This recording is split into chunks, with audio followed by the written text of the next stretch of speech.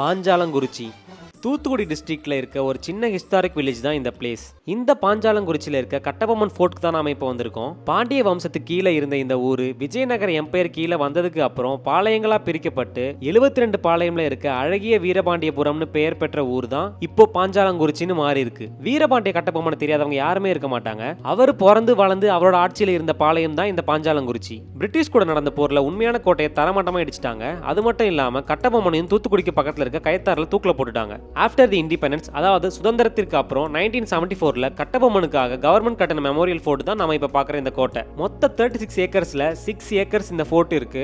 இந்த கோட்டைக்குள்ள பாத்தீங்கன்னா கட்டபொம்மனோட ஹிஸ்டரியை பெயிண்டிங்ஸ் மாதிரி பண்ணிருக்காங்க. அண்ட் கட்டபொம்மன் நினைவா அவரோட சிலையையும் வச்சிருக்காங்க. அது மட்டும் இல்லாம கட்டபொம்மனோட குலதெய்வமான வீரச்சக்கதேவி ஜக்கமாக்கு இந்த ஃபோர்ட்குள்ளேயே கோவிலும் இருக்கு. சோ சவுத் இந்தியால பார்க்க வேண்டிய one of the historic place தான் பாஞ்சாலங்குறிச்சியில இருக்க இந்த வீரபாண்டிய கட்டபொம்மன் மெமோரியல் ஃபோர்ட்.